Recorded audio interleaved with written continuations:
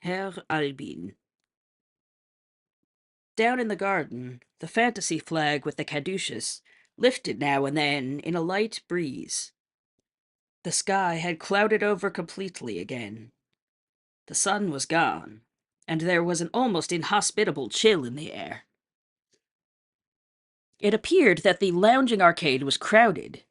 The area below was filled with conversations and giggles. "I beg you, Herr Albin, do put that knife away. Put it in your pocket before there's an accident," a high, wavering female voice fretted. "My dear Herr Albin, spare our nerves and remove that dreadful lethal object from view," a second voice chimed in. And then a young blond man sitting sideways on a lounge chair, clear at the front, a cigarette dangling from his mouth, replied in a flippant voice, "Wouldn't think of it. You ladies will surely allow me to play with my knife a little. Yes, I'll grant it's a particularly sharp knife. I bought it in Calcutta from a blind magician. He would swallow it, and then his boy would immediately dig it up some 50 paces away. Would you like to see it? It's much sharper than a razor. You only have to just touch the blade, and it goes right into the flesh as if it were butter. Wait a moment, let me show you up close." And Herr Albin stood up. General shrieks.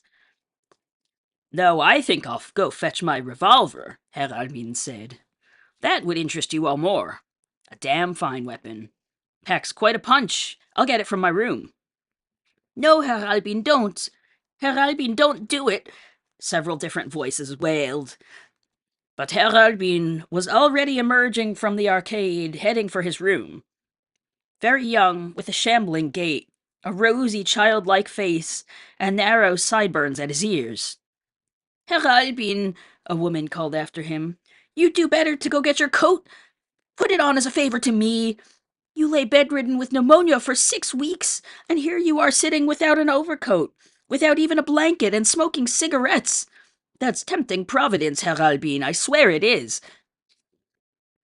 But he only laughed derisively as he walked away, and within a few minutes he returned with his revolver.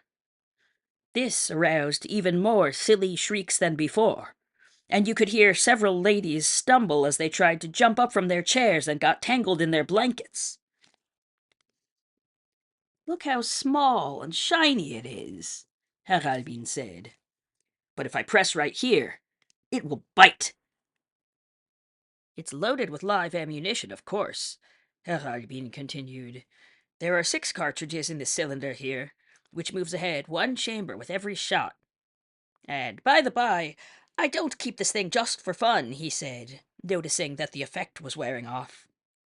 He slipped the revolver back into his breast pocket, sat back down on his chair, crossed his legs, and lit another cigarette. "Definitely not just for fun," he repeated, pressing his lips together. "But why? Why do you have it, then?" several trembling voices asked with foreboding. "How horrible!" one voice suddenly cried, and Herr Albin nodded. "I see you're beginning to understand," he said. "And in fact, that is why I keep it handy," he went on lightly, after first inhaling and then exhaling a great quantity of smoke, despite his recent bout with pneumonia. "I keep it at the ready, for the day when all this malarkey here gets too boring, and I shall have the honor of paying my final regards. It really is very simple. I've studied the matter at some length, and I have a very clear idea about how to best pull it off." Another shriek in response to the words, "pull it off." "The region of the heart is out of the question. It's rather awkward to aim there. And besides, I prefer snuffing out the conscious mind on the spot, and can do so by applying one of these pretty little foreign objects to this interesting organ." And Herr Albin pointed with his index finger to his close-cropped blonde head. "One aims here." Herr Albin pulled the nickel-plated revolver from his pocket again and tapped the barrel against one temple. "Here, just above the artery. Slick as a whistle, even without a mirror." Several voices of pleading protest, including one sobbing violently. Herr Albin, put that revolver away. Take it away from your temple. I can't even watch. Herr Albin, you're young. You'll get well again. You'll enjoy life again in a circle of friends who love you. I swear you will. Put on your coat now. Lie down here and pull a blanket over you. It's time for your rest cure. And don't chase the bath attendant away when he comes by and offers to rub you down with alcohol. And you must stop smoking, Herr Albin, do you hear? We implore you, for your own sake, for the sake of your young, precious life. But Herr Albin was implacable. No, no, he said. Let me alone. Everything's fine. Thank you all very much. I have never refused a lady's request before now. But you'll see there's no point in trying to sabotage fate.